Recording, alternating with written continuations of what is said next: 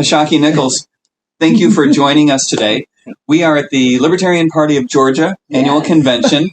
We are at the VFW, and we are in the storage room. Yeah, it's nice. It's nice, background. As storage rooms go. Now, I understand there's two things I want to talk to you about. One is you're running for president of the United States. As an independent, you are not a member of the Libertarian Party.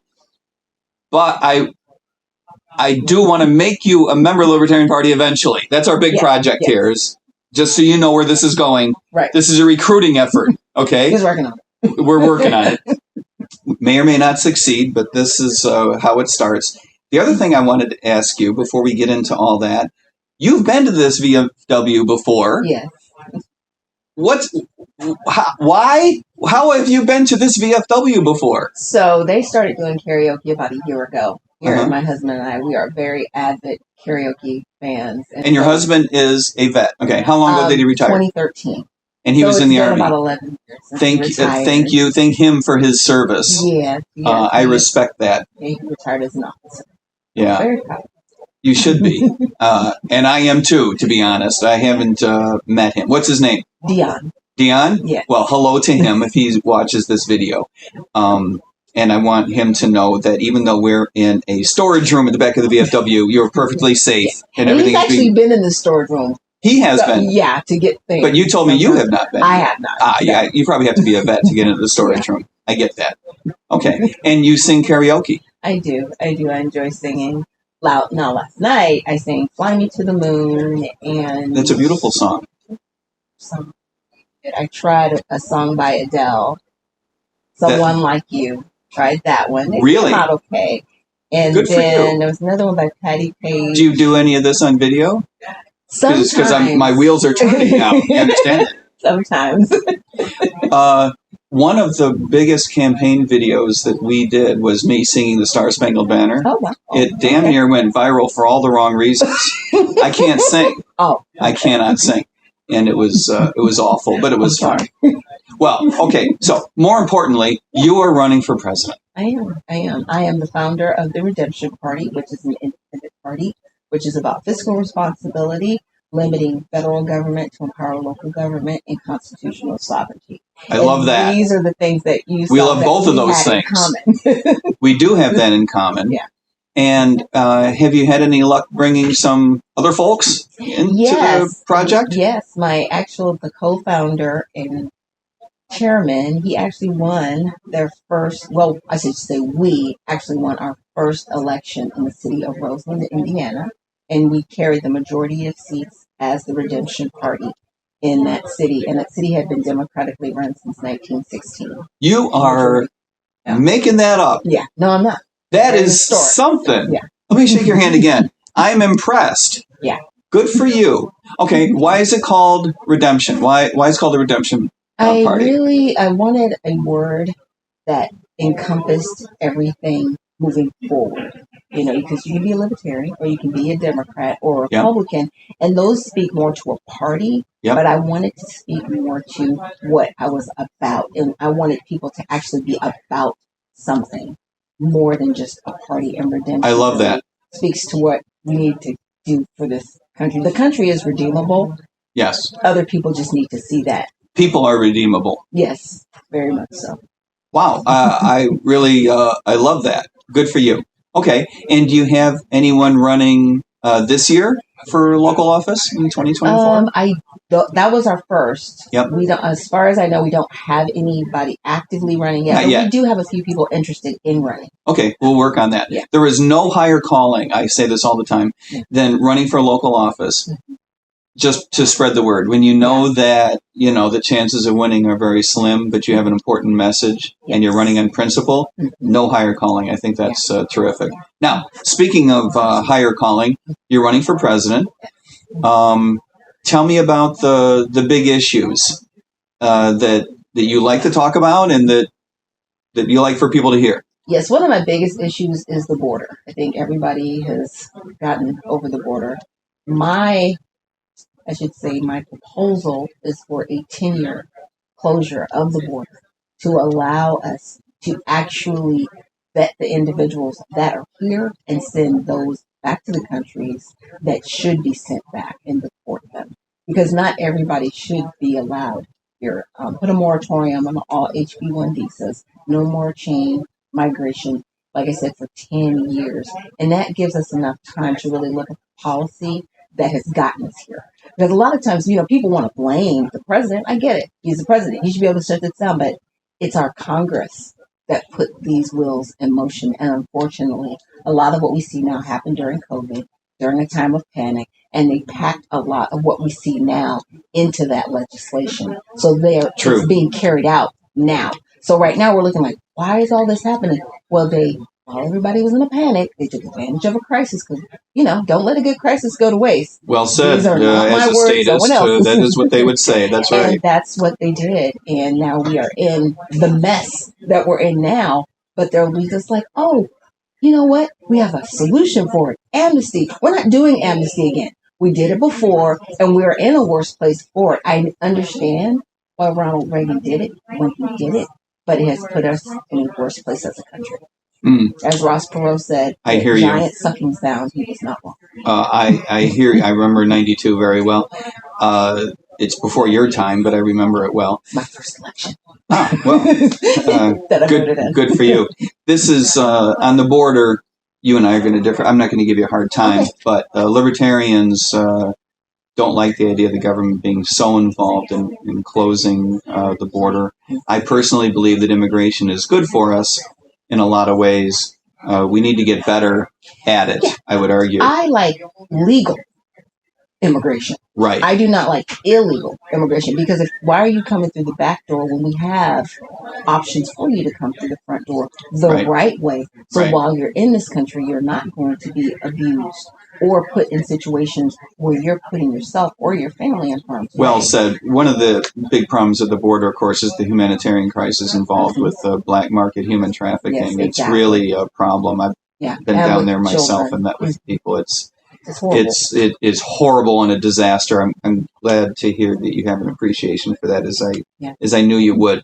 What other issues are on your mind? Tell me how the Redemption Party feels about foreign policy, for example. Foreign policy. Well, I have taken the motivation from George Washington. We should not be involved in foreign matters. Now, it's one thing to be an ally and be supportive. It's another thing to have involvement. They are two separate issues. Well said. And right now with Ukraine and Israel and Palestine, Gaza Strip, we're in over our heads in a sense. But however, I think it's a lot of, I don't want to call it predictive programming, but I want to say a lot of it was very planned out and very calculated because of the way it's happening and because of the way it's carrying itself out. It's too clean. For a lot of people say, but all these things no, it's very calculated. War is calculation. Ashaki, you give me the impression you don't trust our government. Not at all. Not at all. Absolutely not. Wow, I didn't see that coming. I'm kidding. Of course, and good for you, by the way. Let me ask you something. Now, you said that you were old enough to vote in 1992, which I frankly find hard to believe, but if you say so. So you've seen some stuff in your time. Have you always been skeptical of the government, or did you come to this as, for example, growing up as kids, we believed a lot of stupid things that we probably shouldn't have believed. Was there either a moment when you became discouraged with the veracity of the bullshit your government was telling you? I actually went to summer school in my sophomore year, and I had this wonderful teacher. His name was Mr. Moreland. And he would kind of remind you of Charles Black, the comedian. Yeah. He was this big guy. He looked, he was very funny. But he told us the truth about our government. And about how old were you at this point? I was about 14. Yep. Yeah. And it was really eye-opening. And it wasn't that he bashed the government. He just said, this is just how it is. Yeah. Whether you like it or not, unfortunately, the individuals that are running our country are running it into the ground. And it's up to you kids to make sure it gets better. And that always stuck with me. And so I started just learning different parts of history and politics. So I've always had a mind for politics, but now I throw my hat into the ring to actually be involved in politics. Good for you. I appreciate that very much. What other issues do you consider big hot buttons? Well, it might not be for every community, but for mine it is. It is reparations. I'm sure you may or may not have heard about it. And Oh, yes. I need people to understand that we're looking for reparations not as, okay, we're just going to, want to tax everybody out because obviously everybody's working right now. Economy is completely tanking. And to make sure that we're perfectly clear, we're talking about reparations for African Americans due to the legacy of slavery. Yes. Okay, I want to make sure we're on the same page. Yes. Yep. And that's what we're looking at because it started, but then the promise was broken. And then after the Confederate Army was released, it caused further harm and damage. And so I'm looking at it from that legal perspective. Yep. By trade, I am a paralegal. So I was looking at the damages and how we could actually repair because it's not just about money. It actually is about repairing the relationships that have been broken. Because we seem to forget there were abolitionists. There were people that looked like you. They didn't look like me. They were trying to fix this. Right. And we always leave that part out. So it's learning our history, learning how to repair and get back to where we need to be. Especially, we need an anti-Black hate crime bill. A lot of people might say, well, we have a hate crime bill. We do. But what's the remedy? How can it be applied? And that's where we fall short. And so it's putting those measures in place and really looking at, okay, how can we get this promise that was broken? How can we keep it without it being a burden to the taxpayers? And I do have a plan for that. Okay. And also... because there's a financial element to this. Yes. Mm-hmm. And also with that, it puts money back into our economy in the right way. I want to do something a little bit different. I want the money diverted to particular banks that actually benefit the United States and not the central bank. And a lot of people don't really look at the Federal Reserve. You're skeptical of our central bank. Oh, completely. Yeah. Because it's not a government entity. You would be okay with ending the Fed. Oh, completely. Mm-hmm. The Federal Reserve is not federal. Mm-hmm. It was developed by a small group of people in a very small room with a lot of power. Right. Because that's what certain things happen in our country. About 10 people in a room making decisions for like 350 million people. Are you kidding me? But it happens. You go. I mean, I'm loving every syllable. Just this is where we are. And so it's getting it back. And I was like, okay, if we got enough money and we were able to put it back into the economy, but not put it back into the hands of those who have already squandered it. Right. So it benefits the American people. So it's not just monetary policy and the Federal Reserve System that bothers you about our government. You've got a problem with the fiscal spending and taxing of our government. Is that true? Yes, our citizens are way overtaxed. I would much rather have a fair or flat tax. Fair tax would be better because we should be for goods. Yeah. Okay. Services. I get it. But less, but not taxed 5 times a year. you'd be good for less taxation, less spending from the federal government. Am I on the right track? Absolutely. Okay, good. How would you feel about the following idea? I don't mean to put you on the spot here because this may not be an idea that you have had proposed to you before.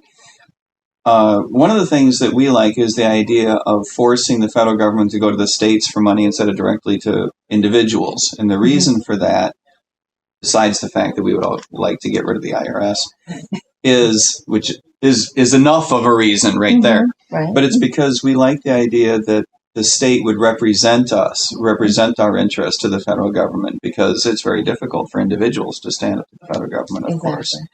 What do you knee-jerk reaction to that idea? Does that strike you as... I'm actually okay with that because, technically it happens this way right now. That's why we have House representatives, that go to the federal government to represent us. That is their job, even though some of them seems like they throw us under the bus, though, doesn't it? Because they're there for themselves. And when I say themselves... You really don't trust these sons of bitches, do you? Absolutely not. There are people in their pocket paying for their votes that are not the people that actually supported them to get there. And Thomas Jefferson said it best in Federalist 19 papers. He talked about fascism. A lot of people don't understand. They're like, fascism. Like, do you know what you're saying? You really know what you're saying? You don't know what you're saying. It means that the corporations have the power. And that was his fear. Yes. And we're here now. Yes. And now corporations actually are trying to make it to where they can actually vote. Now, that is going to be a completely enhancing the corrupt relationship advantage between corporatists and the government. We need to get rid of the lobbyists. I would love for representatives to actually go and do their job and stop taking maybe 200 days out of the year to raise money to do their job. It's like, stop that. We sent you here to do your job. How about this? How about we just don't pay you? And you get everything on per diem. And then if you do your job, you get paid. How's that sound? That sounds good, although I'd be okay with not paying him at all. How do you feel about this? This can be a slightly divisive issue inside the Libertarian Party. Term limits. Do you have any particular feeling on term limits? I'm okay with that all the way down. I mean, our vote technically is their term limit, but unfortunately, some people, they'll keep certain people in because they really think that they are working for them, and they really aren't. Yeah. So our vote is our term limit, but we should have term limits in place.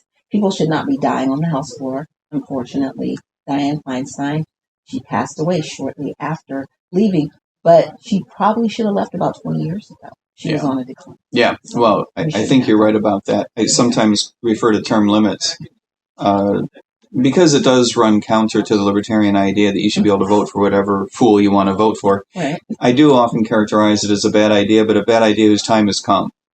It's something that we have learned as a practical matter may be necessary.